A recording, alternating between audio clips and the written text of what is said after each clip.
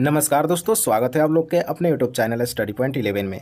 दोस्तों आज का हमारा टॉपिक है पुस्तक, लेखक और उनके उपनाम और कथन। स्टेटमेंट जो भी हमारे महापुरुष लोग दिए थे, यहाँ से प्रश्न भी बनते हैं, पुस्तक से बनते हैं और लेखक से बनते हैं। क्योंकि हर एग्जाम में 2 मार्क्स आप लोग के लिए ये टॉपिक ला सकता है। तो आइए शुरू करते हैं आज के पहले प्रश्न से। अगर आप नए हैं चैनल पे तो सब्सक्राइब जरूर कीजिएगा। दोस्तों हमारा टारगेट एक ही है कि हम कंटेंट में कोई कमी नहीं कर सकते। हमारी वीडियो ख़राब आ सकती है, आवाज़ ख़राब आ सकता है, लेकिन उसमें प्रश्न जो रहेगा वो काफ़ी बेहतरीन रहने वाला है। आप लोग को सारे प्रश्न मिलेंगे 2006 से लेकर 2021 के बीच जितने भी एग्ज़ाम हुए हैं, एसएससी का, रेलवे का या पीसीएस या स्टेट पुलिस का, उनमें से सारे प्रश्न ये इस टॉपिक से पूछे गए हैं। वही प्रश्न हम लोग आज सॉल्व करेंगे और डिस्कस भी करेंगे हर एक प्रश्न को। तो आइए शुरुआत करते हैं आज के पहले प्रश्न से।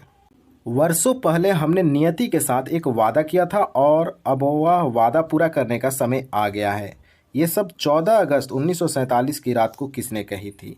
आप लोग को याद है 15 अगस्त को हमारा देश आज़ाद हुआ था। उससे एक दिन पहले 14 अगस्त को ये वाक्य बोला गया था, वर्षों पहले हमने नियति के साथ एक वादा किया था और अब वह वादा पूरा करने का समय आ गया है। दोस्तों आप लोग को 4 महापुरुषों का नाम दिख रहा होगा, उनमें से आपको सेलेक्ट करना है राइट आंसर।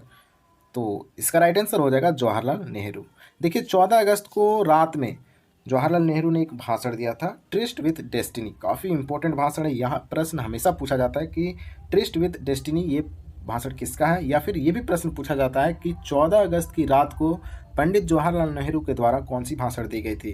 तो आप लोग याद रखिएगा, ट्रिस्ट विथ डेस्टिनी में ये बात उन्होंने बोला था 14 अगस्त 1947 की रात को। अब आप लोग को ये प्रश्न याद हो गए होंगे। आइए देखते हैं नेक्स्ट प्रश्न। The Indian war of independence नामक पुस्तक के लेखक कौन थे? देखिए दोस्तों, ये 2006 से लेकर 2021 के बीच जो भी एग्ज़ाम हुआ था वहाँ से ये प्रश्न पूछे गए हैं। तो इसका राइट आंसर हो जाएगा बी.डी. सावरकर। याद रखेंगे, the Indian war of independence पुस्तक किसने लिखा है? तो बी.डी. सावरकर ने। नेक्स्ट प्रश्न, किसने कहा था स्वाद का वास्तविक स्थान जीभ नहीं बल्कि मन होता है? तो इसका राइट आंसर हो जाएगा, याद रखेंगे, महात्मा गांधी। महात्मा गांधी जी ने बोला था कि स्वाद का वास्तविक स्थान जीभ नहीं होता है बल्कि मन होता है। आइए नेक्स्ट प्रश्न देखते हैं। यह विचार किसने विकसित किया था कि साधन ही उद्देश्य का औचित्य बनाते हैं? मोस्ट इंपॉर्टेंट प्रश्न है दोस्तों, सारे आप लोग के लिए, एग्जाम के लिए। तो इसका राइट आंसर हो जाएगा option number D, Mahatma Gandhi. याद रखेंगे, साधन ही उद्देश्य का औचित्य बनाते हैं, ये किसने बोला था? महात्मा गांधी जी ने। नेक्स्ट प्रश्न, किसने कहा था कि सत्य परम तत्व है और वह ईश्वर है? देखिए दोस्तों, सत्य की बात आती है तो आप लोग के दिमाग में एक नाम आता होगा, महात्मा गांधी का। तो इसका राइट आंसर भी हो जाएगा ऑप्शन नंबर सी, महात्मा गांधी के द्वारा बोला गया था कि सत्य परम तत्व है और वह ईश्वर है। आइए महात्मा गांधी के बारे में कुछ इंपॉर्टेंट फैक्ट जान लेते हैं। देखिए दोस्तों, सत्य और अहिंसा गांधी जी का मूल मंत्र था। गांधी जी अहिंसा को साधन तथा सत्य को साध्य मानते थे। गांधी जी का मानना था कि सत्य अमर है और कभी मर नहीं सकता। गांधी जी ने लिखा है, सत्य के अतिरिक्त मेरा अन्य कोई ईश्वर नहीं है जिसकी मैं सेवा करूं। सिवाय सत्य के मैं अन्य किसी की भक्ति नहीं करता और न ही किसी अन्य का अनुशासन मानता हूं। ये थी कुछ महत्वपूर्ण जानकारी महात्मा गांधी जी के बारे में। आइए नेक्स्ट प्रश्न देख लेते हैं। किसे भारतीय बिस्मार्क के रूप में जाना जाता है? भारतीय बिस्मार्क के रूप में किसको जाना जाता है? तो राइट आंसर हो जाएगा, सरदार वल्लभ भाई पटेल को भारतीय बिस्मार्क के रूप में जाना जाता है। इनके पीछे एक कहानी है जिसकी वजह से इनको बिस्मार्क बोला जाता है।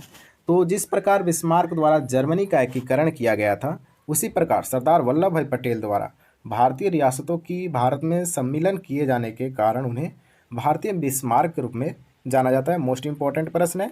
आइए देखते हैं नेक्स्ट। लिखित कांग्रेसी नेताओं में से किसको महान वृद्ध पुरुष कहा जाता है?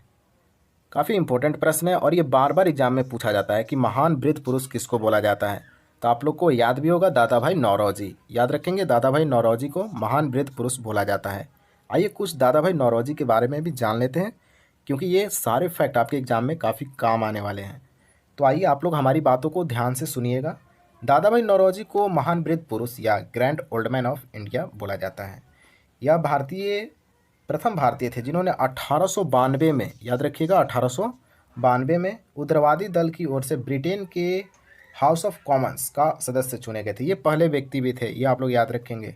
उन्होंने ही सर्वप्रथम भारत में राष्ट्रीय आय के आंकड़ों की गणना करने का प्रयास किया। ये प्रश्न भी पूछा जाता है।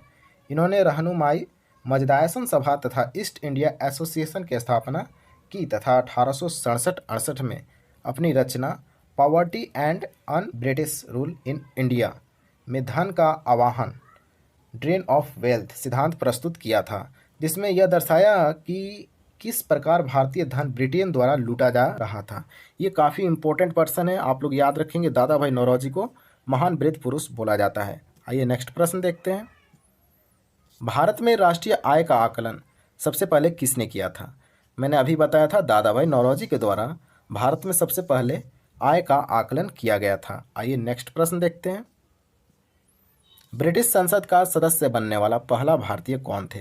अभी मैंने जो बताया उसमें से ही प्रश्न है, तो इसका भी राइट आंसर हो जाएगा दादा भाई नौरोजी, जो कि पहले भारतीय थे जो ब्रिटिश संसद का सदस्य चुने गए थे। काफ़ी इंपॉर्टेंट है, आप लोग ध्यान में रखेंगे। आइए नेक्स्ट प्रश्न देखते हैं। भारत से ब्रिटेन की ओर संपत्ति के ऑफर वाहन ड्रेन ऑफ वेल्थ का सिद्धांत किसने प्रतिपादित किया था? तो इसका राइट आंसर हो जाएगा ऑप्शन नंबर बी, दादा भाई नौरोजी। मैंने जो भी बातें बताया उसमें से ही प्रश्न पूछे जा रहे हैं, तो आप लोग समझ सकते हैं दादा भाई नौरोजी कितने इंपॉर्टेंट पर्सन है आप लोग के एग्जाम के दृष्टि से। तो याद रखेंगे दोस्तों, ड्रेन ऑफ वेल्थ का सिद्धांत किसने दिया था? दादा भाई नौरोजी। और हिंदी में बोलते हैं संपत्ति के ऑफर वाहन। आइए नेक्स्ट प्रश्न। गांधी को क्या माना जाता था? दार्शनिक, अराजकतावादी, मूल अराजकतावादी या मार्क्सवादी फेमिनिवादी? काफ़ी इंपॉर्टेंट प्रश्न है, ये आपसे पूछा गया 2012 में एसएससी 10+2 स्तरीय परीक्षा में। तो इसका राइट आंसर हो जाएगा ऑप्शन नंबर ए, दार्शनिक। गांधी जी को माना जाता है एक दार्शनिक के रूप में। आइए नेक्स्ट प्रश्न देखते हैं। जब महात्मा गांधी की हत्या हुई तब किसने कहा था, कोई विश्वास नहीं करेगा कि ऐसे शरीर और आत्मा वाला कोई आदमी कभी इस धरती पर चला था? काफ़ी इंपॉर्टेंट कथन है दोस्तों, और ये एग्ज़ाम में बार बार पूछा जाता है। और ये कब पूछा गया था मैं ये भी बता दे रहा हूँ, 2008 के एग्ज़ाम में पूछा गया था, जब एग्ज़ाम में ऑफलाइन होती थी। अब तो ऑनलाइन एग्ज़ाम हो रही है, ऑफलाइन में प्रश्न पूछी गई थी। तो इसका राइट आंसर हो जाएगा, आप लोग बताइए कमेंट बॉक्स में अगर आपको याद है तो इसका राइट आंसर हो जाएगा option number C, Albert Einstein के द्वारा बोला गया था दोस्तों कि कोई विश्वास नहीं करेगा कि ऐसा शरीर और आत्मा वाला कोई आदमी कभी इस धरती पर भी चला था। गांधी जी के बारे में बोला गया था अल्बर्ट आइंस्टीन के द्वारा। आइए नेक्स्ट प्रश्न देखें। महात्मा गांधी अर्धनग्न फकीर है, यह किसने कहा था? दोस्तों, महात्मा गांधी के बारे में काफ़ी कथन बोले गए और ये प्रश्न आपसे पूछे जाते हैं कि ये कथन किसने बोला है। उसमें से ये इंपॉर्टेंट कथन है कि महात्मा गांधी जो है एक अर्धनग्न फकीर है, ये किसने बोला था, ये आपसे प्रश्न पूछा गया है 2013 के MTS के एग्ज़ाम में। तो इसका राइट आंसर हो जाएगा, याद रखेंगे, विंस्टन चर्चिल के द्वारा दोस्तों ये बोला गया था कि महात्मा गांधी अर्धनग्न फकीर है। आप लोग भी देखे होंगे कि महात्मा गांधी ज़्यादा कपड़े नहीं पहनते थे, सिंपल में रहते थे, आप लोग को ये पता होगा। आप लोग फोटो भी देखे होंगे महात्मा गांधी का। आइए नेक्स्ट प्रश्न देखते हैं। करेंगे या मरेंगे, गांधी जी ने राष्ट्र को यह मंत्र किस जन आंदोलन के अवसर पर दिया था? यहाँ से आप लोग दो प्रश्न याद रखेंगे, करेंगे या मरेंगे किसने दिया था, तो गांधी जी ने, और ये किस जन आंदोलन में दिए थे ये आप लोग को बताना है कमेंट बॉक्स में। तो इसका राइट आंसर हो जाएगा ऑप्शन नंबर सी, भारत छोड़ो आंदोलन में करेंगे या मरेंगे गांधी जी के द्वारा यह कथन बोला गया था। काफ़ी इंपॉर्टेंट है, आइए कुछ जान लेते हैं। तो करेंगे या मरेंगे, करो या मरो इसको भी बोला जाता है, का प्रसिद्ध नारा गांधी जी ने भारत छोड़ो आंदोलन के अवसर पर दिया था। अच्छा, भारत छोड़ो आंदोलन हुआ कब था, तो याद रखेंगे 1942 में, ये भी आपको डेट के साथ याद रखना है। नेक्स्ट प्रश्न, इनकलाब जिंदाबाद का नारा किसने दिया था? मोस्ट इंपॉर्टेंट प्रश्न है, इनकलाब जिंदाबाद का नारा किसने दिया था? ये आपसे पूछा गया 2011 के एग्जाम में SSC CHSL में। तो इसका राइट आंसर हो जाएगा ऑप्शन नंबर सी, भगत सिंह के द्वारा दिया गया था इनकलाब जिंदाबाद का नारा। आइए नेक्स्ट प्रश्न देखते हैं। वापस वेदों की ओर लौटो का आह्वान किसने दिया था? दोस्तों, ये भी प्रश्न आता है कि वेदों की ओर लौटो और वापस वेदों की ओर भी आपसे पूछा जा सकता है, दोनों प्रश्न एक ही हैं। तो इसका राइट आंसर हो जाएगा स्वामी दयानंद सरस्वती के द्वारा वापस वेदों की ओर का आह्वान किया गया था, या वेदों की ओर लौटो ये कथन बोला गया था स्वामी दयानंद सरस्वती के द्वारा, आप लोग याद रखेंगे। आइए नेक्स्ट प्रश्न देखते हैं। राष्ट्रीय संघर्ष के दौरान प्रसिद्ध समाचार पत्र केसरी का संस्थापक संपादक कौन था? काफ़ी इंपॉर्टेंट ये जो समाचार पत्र केसरी है ना, ये बार बार एग्जाम में आपको दिखेंगे। तो इसका राइट आंसर हो जाएगा ऑप्शन नंबर सी, लोकमान्य बाल गंगाधर तिलक केसरी समाचार पत्र के संस्थापक संपादक थे। आइए कुछ इनके बारे में जान लेते हैं, काफ़ी इंपॉर्टेंट हो जाते हैं एग्जाम की नज़र में। तो 1881 में बम्बई से केसरी और मराठा नामक दो महत्वपूर्ण समाचार पत्र प्रारंभ किए गए थे। मराठी भाषा में प्रकाशित केसरी, ये भी आप लोग याद रखेंगे किस भाषा में केसरी छपा था, तो मराठी में। तो मराठी भाषा में प्रकाशित केसरी को तिलक ने होम रूल आंदोलन का मुख्य पत्र बनाया था। मराठा अंग्रेजी भाषा में प्रकाशित होता था। प्रारंभ में केसरी के संपादक केलकर और मराठा के संपादक आगरकर थे। बाद में इन दोनों पत्रों का संपादन तिलक के द्वारा किया गया था, आप लोग याद रखेंगे। आइए नेक्स्ट प्रश्न देख लेते हैं। भगवत गीता का अंग्रेजी में अनुवाद करने वाला पहला यूरोपियन कौन था? तो जो भगवत गीता है उसका अंग्रेजी में अनुवाद पहली बार किस यूरोपियन के द्वारा किया गया था, ये आपसे प्रश्न पूछा गया है। तो इसका राइट आंसर हो जाएगा चार्ल्स विल्किंस। विल्किंस के द्वारा दोस्तों भगवत गीता का अंग्रेजी में अनुवाद किया गया था पहली बार। और चार्ल्स विल्किंस कौन थे? तो यूरोपियन थे, ये भी आप लोग याद रखेंगे। तो भगवत गीता का अंग्रेजी में अनुवाद करने वाला पहला यूरोपियन चार्ल्स विल्किंस था। और भगवत गीता का अंग्रेजी अनुवाद 1785 ईस्वी में विल्किंस ने किया था, याद रखेंगे। 1785 ईस्वी में विल्किंस के द्वारा अंग्रेजी में अनुवाद किया गया था।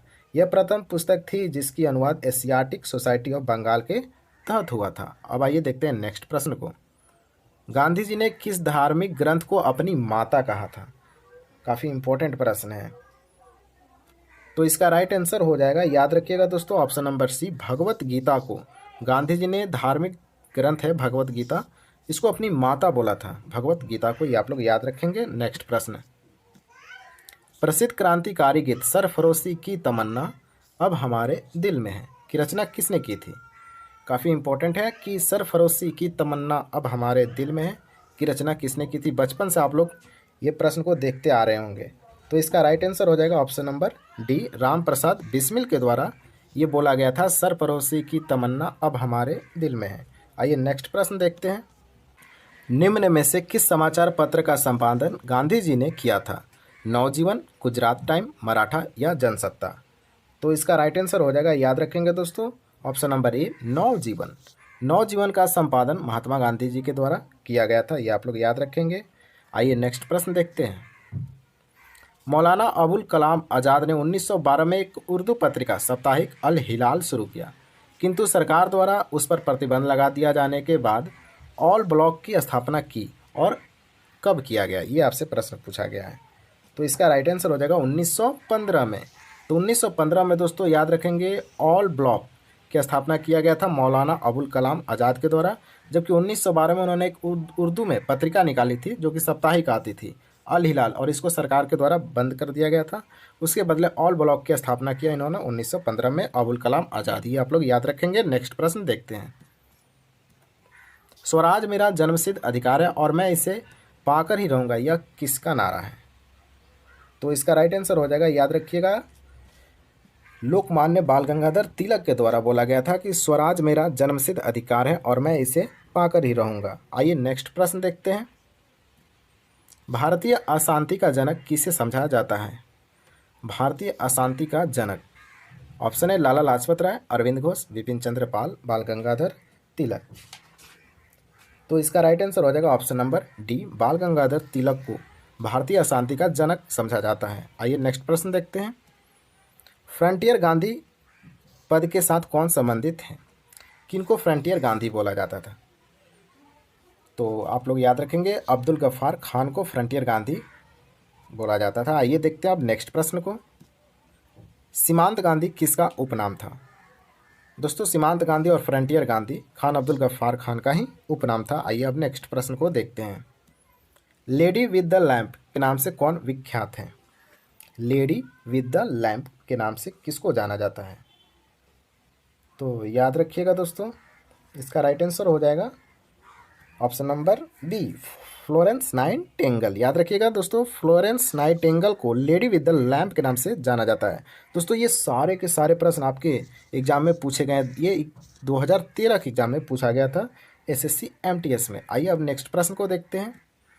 गांधी जी को सबसे पहले राष्ट्रपिता किसने कहा था? ये तो आप लोग को याद ही होगा, याद है तो कमेंट में आप लोग फटाफट बता दीजिए। कि गांधी जी को सबसे पहले राष्ट्रपिता किसने कहा था?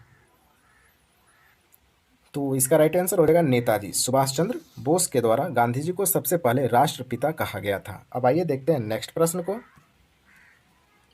निम्नलिखित में से कौन सी रचना महात्मा गांधी से संबंधित नहीं है? मतलब महात्मा गांधी के द्वारा कौन सी रचना नहीं की गई, ये आपसे प्रश्न पूछा गया है। माई एक्सपेरिमेंट विथ ट्रुथ, जी हाँ, ये तो महात्मा गांधी की ही रचना है। हरिजन, ये भी महात्मा गांधी का रचना है। हिंद स्वराज महात्मा गांधी की रचना है। द होली फैमिली, ये महात्मा गांधी की रचना नहीं है, आप लोग को याद भी होगा।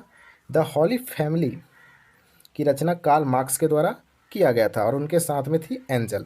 आइए अब देखते हैं नेक्स्ट प्रश्न को। पश्चिमी भारत के किस धार्मिक सुधारक को लोकहितवादी कहा जाता था? पश्चिमी भारत की बात है कि धार्मिक सुधारक कौन थे जिनको लोकहितवादी कहा जाता था? गोपाल हरि देशमुख, आरजी भंडारकर, महादेव गोविंद रानडे या बीजी तिलक? तो इसका राइट आंसर हो जाएगा गोपाल हरि देशमुख। गोपाल हरि देशमुख को लोकहितवादी बोला जाता था, जो कि एक धार्मिक सुधारक थे, पश्चिमी भारत के रहने वाले थे। आइए, लाइफ डिवाइन पुस्तक के लेखक कौन है? अबुल कलाम आज़ाद, जवाहरलाल नेहरू, अरविंद घोष या मुल्कराज आनंद? आप लोग कमेंट में ज़रूर उत्तर दिया कीजिए दोस्तों, क्योंकि आप लोग उत्तर देंगे तो आप लोग को ही फ़ायदा होगा, क्योंकि अगर आप लोग एक बार उत्तर देंगे जिस भी प्रश्न का, वो प्रश्न आप कभी भूलेंगे नहीं। तो इसका राइट आंसर होगा option number C, Aurobindo Ghosh के द्वारा लाइफ डिवाइन पुस्तक को लिखा गया था। आइए देखते हैं नेक्स्ट प्रश्न को। निम्नलिखित में से मराठी पाक्षिक समाचार पत्र बहिष्कृत भारत किसने शुरू किया था? मोस्ट इंपॉर्टेंट प्रश्न है दोस्तों, ये बार बार भारत के सारे एग्जामों में पूछे जाते हैं कि बहिष्कृत भारत किसने शुरू किया था, जो कि एक मराठी पाक्षिक समाचार पत्र है। तो इसका राइट आंसर हो जाएगा, आप लोग याद रखेंगे, B R Ambedkar. B R Ambedkar के द्वारा दोस्तों बहिष्कृत भारत की शुरुआत की गई थी। आइए कुछ इनके बारे में जान लेते हैं। तो जुलाई 1924 में भीमराव अंबेडकर ने बम्बई में एक संस्था बहिष्कृत हितकारिणी सभा बनाई, जिसका उद्देश्य अस्पृश्य लोगों को नैतिक तथा भौतिक उन्नति करना था। उन्होंने ही मराठी पाक्षिक बहिष्कृत भारत आरंभ किया था, ये आप लोग याद रखेंगे। तो इसका राइट आंसर था डॉक्टर भीमराव अंबेडकर के द्वारा बहिष्कृत भारत की शुरुआत किया गया। आइए नेक्स्ट प्रश्न देखते हैं। The lion Mohammedans of India निम्नलिखित में से किसका एक समाचार पत्र था?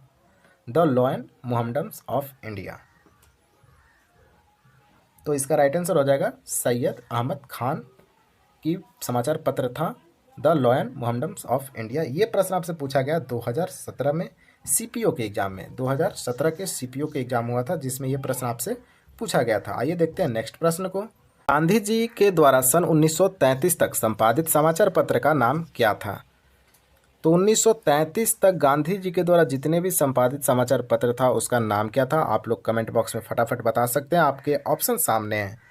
तो इसका राइट आंसर हो जाएगा option number D, young India. याद रखेंगे, गांधी जी के द्वारा सन 1933 तक संपादित समाचार पत्र का नाम था यंग इंडिया। आइए देखते हैं नेक्स्ट प्रश्न को। उपन्यास नील दर्पण का अंग्रेजी में अनुवाद किसने किया था? नील दर्पण, ये काफ़ी प्रश्न बार बार पूछा जाता है, तो आप लोग याद रखेंगे दोस्तों, मधुसूदन दत्त के द्वारा नील दर्पण का अंग्रेजी में अनुवाद किया गया था। तो नील दर्पण दीनबंधु मित्र द्वारा लिखी गई थी, ये भी आप लोग याद रखेंगे। नील दर्पण किसके द्वारा लिखा गया था? दीनबंधु मित्र। और इसका अंग्रेजी किसने किया? मधुसूदन दत्त। आइए नेक्स्ट प्रश्न देखते हैं। ब्रिटिश इंडिगो बागान मालिकों के अत्याचारों का वर्णन करने वाला प्रसिद्ध नाटक नील दर्पण किसने लिखा था? अभी मैंने इसका राइट आंसर बताया था, आप लोग कमेंट बॉक्स में बताइए उत्तर। तो इसका राइट आंसर हो जाएगा दीनबंधु मित्र के द्वारा वर्णन किया गया था नील दर्पण में। जो भी ब्रिटिश इंडिगो बागान मालिकों ने अत्याचार किया था, उसके बारे में बताया गया है इस पुस्तक में, नील दर्पण में, जो दीनबंधु मित्र के द्वारा लिखा गया है। आइए देखते हैं नेक्स्ट प्रश्न को। अमर राष्ट्रीय गीत वंदे मातरम के रचयिता कौन है? तो इसका राइट आंसर हो जाएगा ऑप्शन नंबर सी, बंकिम चंद्र चट्टोपाध्याय। तो वंदे मातरम जो हमारा राष्ट्रीय गीत है, किसने लिखा है? बंकिम चंद्र चट्टोपाध्याय। आप लोग याद रखेंगे। नेक्स्ट प्रश्न। रविंद्रनाथ टैगोर द्वारा लिखित गीत जन गण मन सर्वप्रथम जनवरी 1912 में किस नाम से प्रकाशित हुआ था? तो आप लोग यहाँ से एक और प्रश्न याद रखेंगे कि जन गण मन, जो कि हमारा राष्ट्रीय गान है, रविंद्रनाथ टैगोर के द्वारा लिखा गया और 1912 में इसे किस नाम से प्रकाशित किया गया है, ये आपसे प्रश्न पूछा गया है। तो इसका राइट आंसर हो जाएगा भारत भाग्य विधाता नाम से प्रकाशित किया गया था 1912 में। आइए देखते हैं नेक्स्ट प्रश्न। रविन्द्रनाथ टैगोर की गीतांजलि का संग्रह है। तो गीतांजलि में किस चीज़ को संग्रह किया गया? उपन्यास, नाटकों या कविताओं या छोटी कहानियों? आप लोग अगर गीतांजलि के बारे में जानते होंगे तो आप लोग उत्तर जरूर दीजिएगा, या आप लोग कमेंट बॉक्स में उत्तर बताइएगा कि इसका राइट आंसर क्या होगा। मिलते हैं नेक्स्ट टॉपिक के साथ। आप लोग कमेंट बॉक्स में टॉपिक भी बता दीजिएगा आपको किस टॉपिक पे वीडियो चाहिए। तो आइए मिलते हैं नेक्स्ट वीडियो के साथ, तब तक के लिए धन्यवाद। और अगर आप नए हैं चैनल पे तो सब्सक्राइब और शेयर ज़रूर कीजिएगा। Thank you. जय हिंद।